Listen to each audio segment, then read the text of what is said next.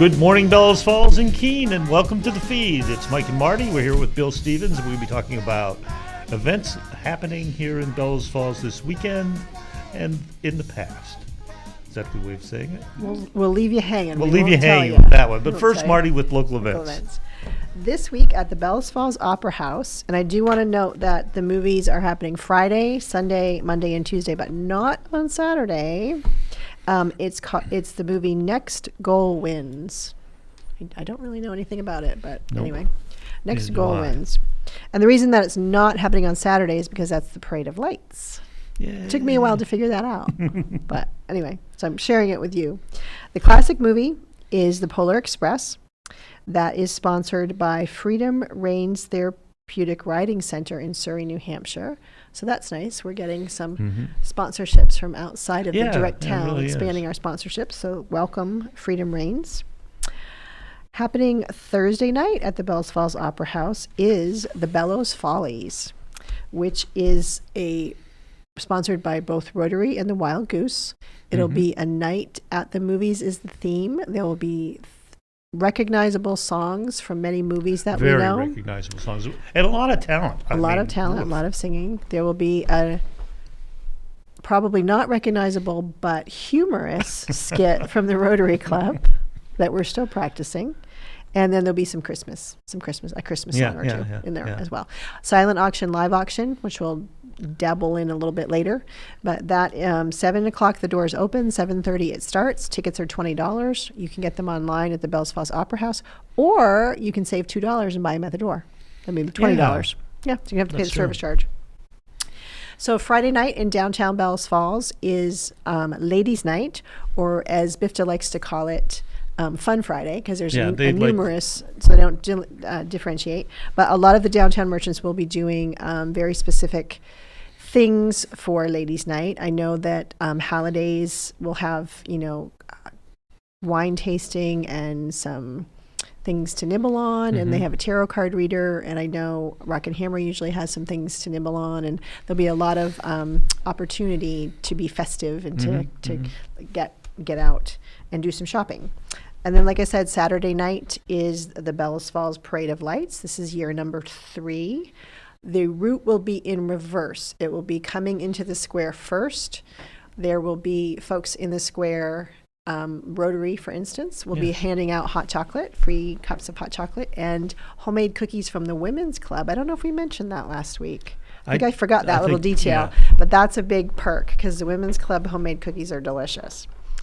On Sunday at the Bellows Falls Opera House, the Rotary will be sponsoring the annual community movie, the free community movie that we've done in the past. This year it's Rise of the Guardians, and it will be happening at noon.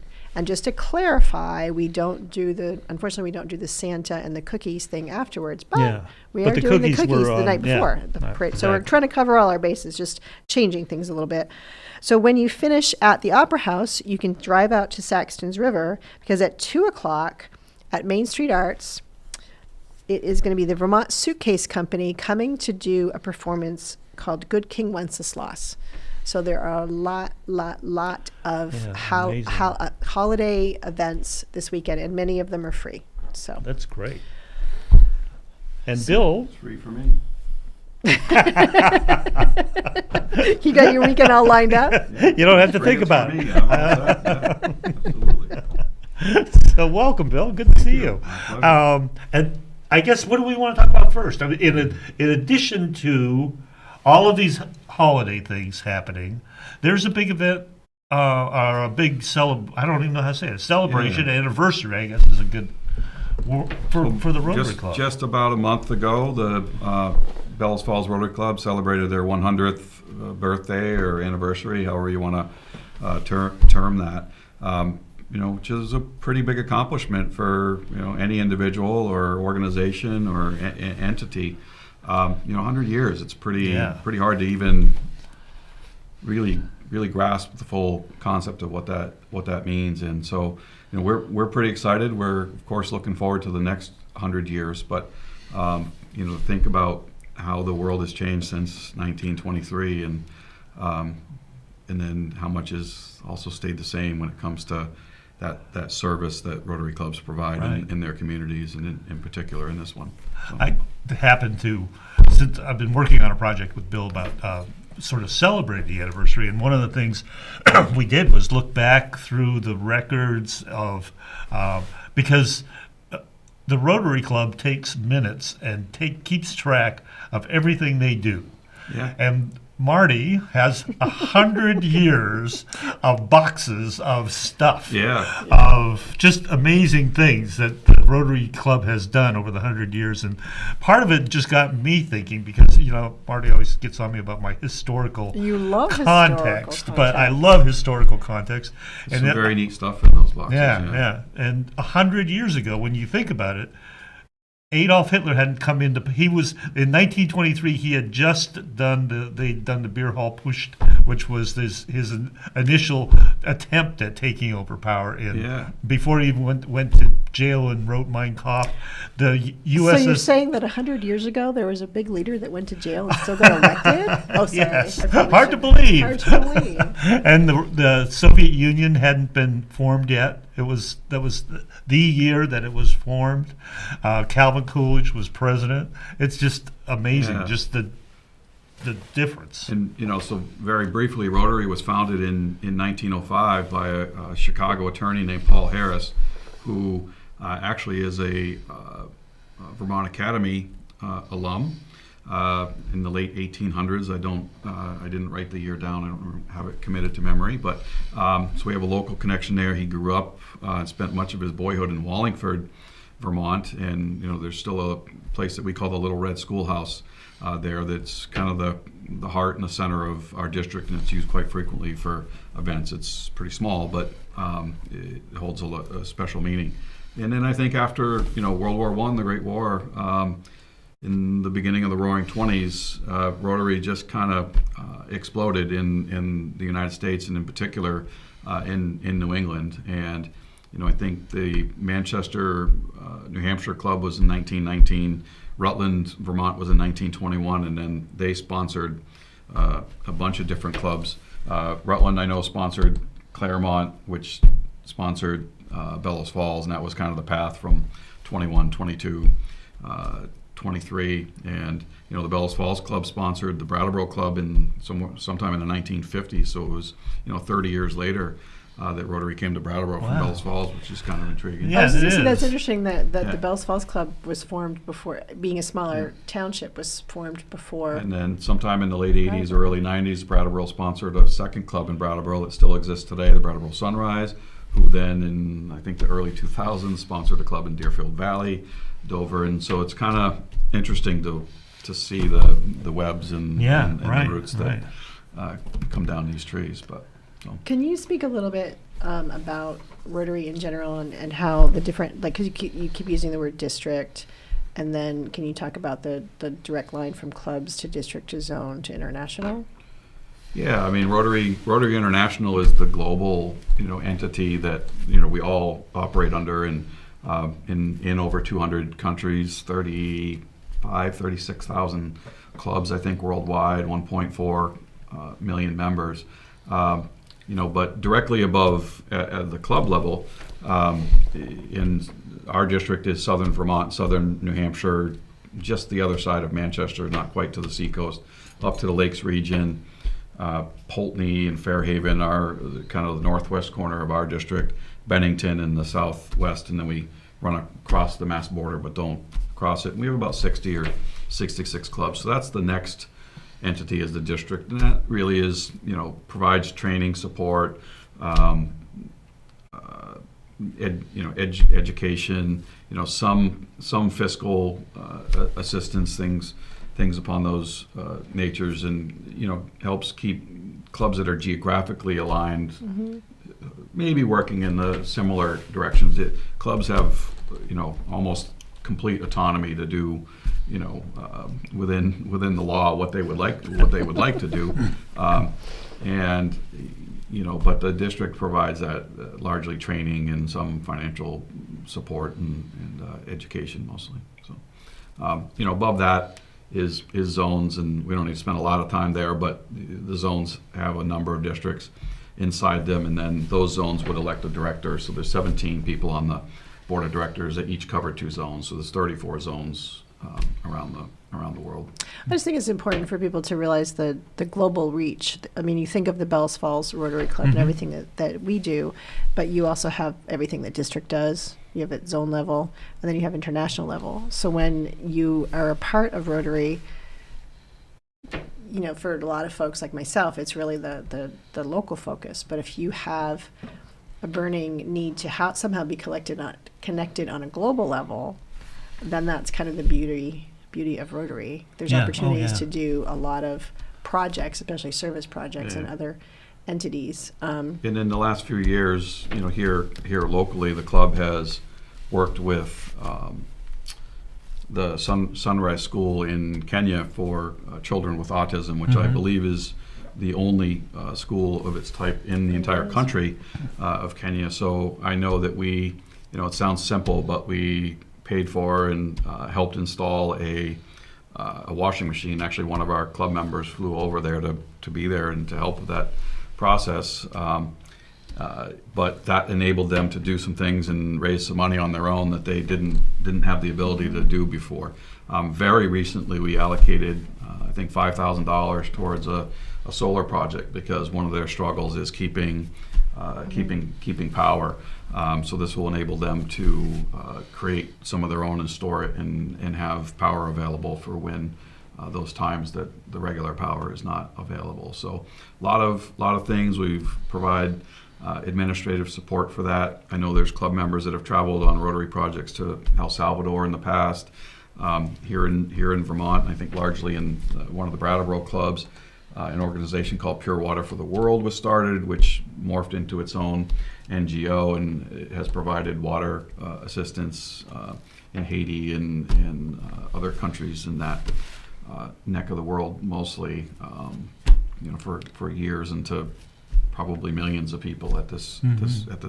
And certainly then hundreds of thousands. historically, wasn't Rotary responsible pretty much for the eradication of polio in the world? Yeah, we're not quite done, and you know the ad campaigns show that we're this close, but you know, 99.95. Yeah, I think there's only like 2 or 3 countries. Yeah, in there's the only world 2 or that- 3 endemic, and they're, you know, they're places that are for geopolitical and quite frankly geography reasons are difficult to get to those final in Pakistan, Afghanistan. Right. So, but yes, it's something that they committed to back in the 80s, and you know we're not going to let it go until the job's done. So. I have in 1973, it was Rotary's 50th anniversary. And in the vein of what we were talking about that we just did locally recently, I have some notes on, so in the first 50 years, the Rotary Club of Bellows Falls gave back to the community in funding various things over $37,000, which by today's standards isn't a lot, but you're thinking from 1923 to 1973, that's a pretty good amount of money going back into the community. Rockingham Memorial Hospital was one of the recipients. The playground, the basketball courts that we now know, that was a Rotary project. I think some of the Little League things were Rotary projects. There were Rotary scholarships. There's actually a list of the scholarship recipients. Oh, neat. And there's a lot of recognizable names, as there were some very recognizable names of all of the folks through that 100 years that have been in Rotary. And it seemed like in this article at the time, it was very apropos for you to have kind of a nickname, a Rotary nickname.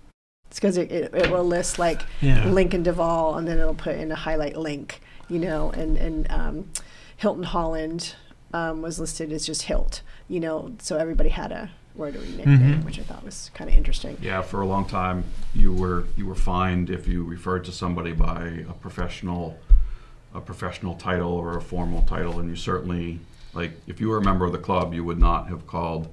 No matter how much respect you might have had for Hilton Holland, you would not have called him Mr. Holland, which everybody grew up being accustomed to calling him Mr. Holland.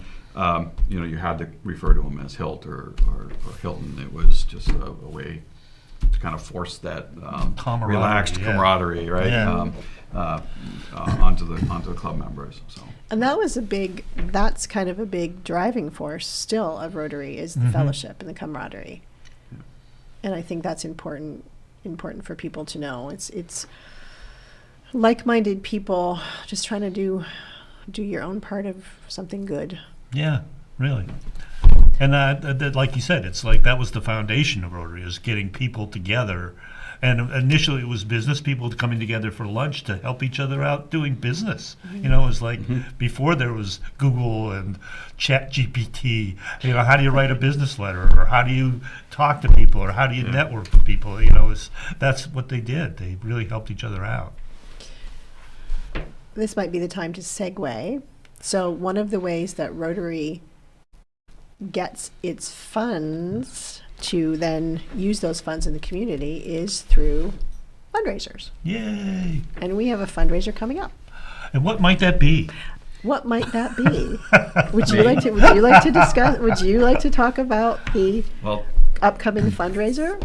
Thursday evening, as we mentioned before, is the Bellows Follies in concert. That's co-hosted and co-presented by the Rotary Club and our local theater company, Wild Goose Players downtown. So thankfully for those of you in attendance, the professional singers will be doing 95% of the singing, but there is a number that the Rotary Club is doing, the Joel the Lump of Coal. So that promises to be interesting. Silent auction, live auction, as you mentioned before, doors at 7, show at 7:30.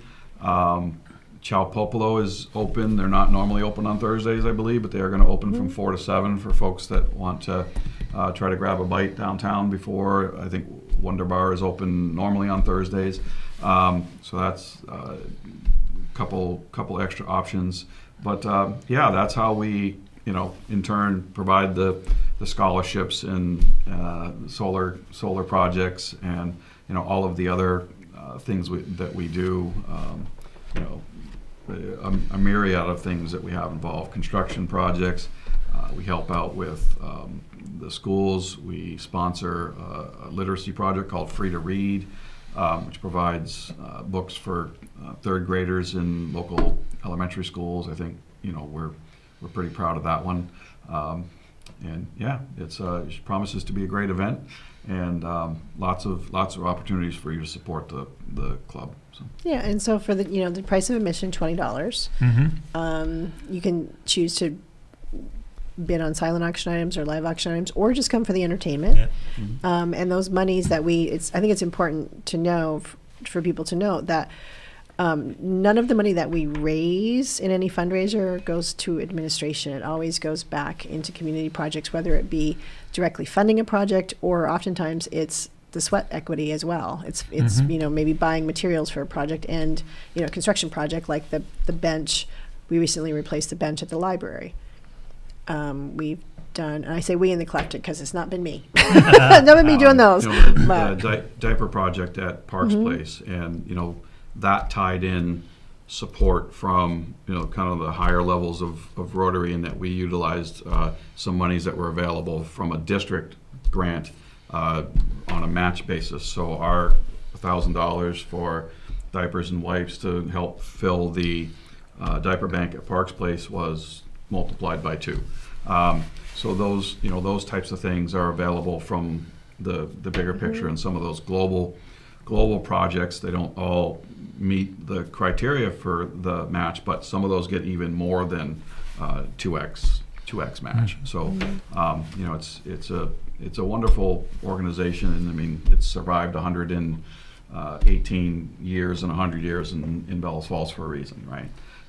There has to be something to it to keep going that way. The interesting thing, I think you and I had this discussion, it was very difficult, even though I had all those history, like minutes and things, all of the history in those boxes in my office, it was really hard to find evidence of where the service projects. Right. First of all, now we take pictures and videos of everything that we do and we promote them. Yeah. But back then it was, Rotary actually in the first probably, at least I would say up until recently, Rotary operated fairly quietly. On purpose, yeah. Yeah. I think it was designed to be largely, not quite anonymous, but close to that. You did the service because it was the right thing to do. Right. And for right or wrong, that's kind of changed in the last couple decades, even I'll say, because like a lot of organizations, a lot of clubs, whether it's Legion, Elks, Lions, any sort of fraternal or service organization, membership is in decline. We don't have that, and so it's more important now, I think, for us to spread the message of what we do. And for all of the good things that Rotary did back then, it also developed a reputation, partly earned, that it was a place for old men to have lunch. And, Yes. And so now I think we need to, still to some extent shed that, because that's not the case, and really focus on what it's about, which is the service. The motto is service above self, which replaced he profits most who serves best. And so, really? yeah, I didn't realize that. yeah. So, I like that. Wealth of Rotary I trivia if you see here. some of the early stuff, you may see that motto on there. And I don't remember what year it changed, but it wasn't all that long ago. That's Maybe in the interesting. 80s. Yeah. And we actually, as a club, we decided, and because it was the 100th anniversary year, to try to complete 100 acts of service in the community. So we've been racking up some of those. Yeah, we struggled with how to count them. Like categorize it, yeah. 100 specific service projects is kind of hard, and then if we just counted everything that all of our members do, we were going to blast way through 100. But I do have, if you have a minute, I have some examples of some of the things that we've done. Even in the last, I'll say 12 to 18 months. I mean, clearing and installing a solar light at the Welcome to BF sign on the south side of town, helping to plant flowers and do weeding downtown, largely in conjunction with the Make BF Beautiful group that I think BIFTA is tied with. The aforementioned free to read program, so we've distributed books to every third grader in local elementary schools. One of the things we kind of did silently until now was we provided some materials for some mold remediation efforts that weren't really in our catchment area, but we had a citizen here who was committed, wanted to do the right thing, and we thought it was the right thing, and so we helped take care of some homes up in Ludlow, Montpelier, Barre area that were affected by that. The diaper program, we've replaced benches in Saxons River at the library. We did a new floor at our place. We certainly reach out to our place to see, what we can help with there. Worked on the Fill the Opera House project, provided direct support and in-kind support. We work with the chamber quite frequently. Flannel Festival. We're very tied with Wild Goose, not only for the event on tomorrow night, but we did a Bellows Falls Festival, trying to bring more live music and just another opportunity for people to gather and have some good food and food trucks and listen to some good music. We work with the window dresser project, creating the frames. We helped with again BIFTA and the Legion, the flag program that puts the flags up downtown, the garland, the lights, central school clothing for the nurse's office. We provided support for the shopping mall.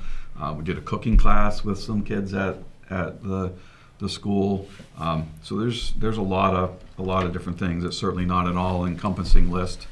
But Last minute, all of the things that we do, people are getting excited.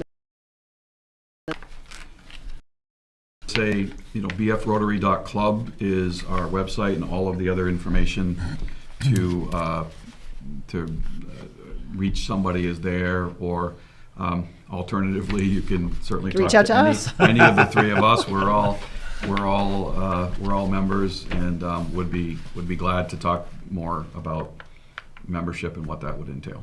Wonderful. And you're sort of hiding your light under the basket, but why do you know so much about Rotary? What have you done in Rotary in the past? And what will you be doing in the future? 16-year member, and I've been a president of two different clubs. I started in Keene, and when my work moved to Bellows Falls, I moved my membership here.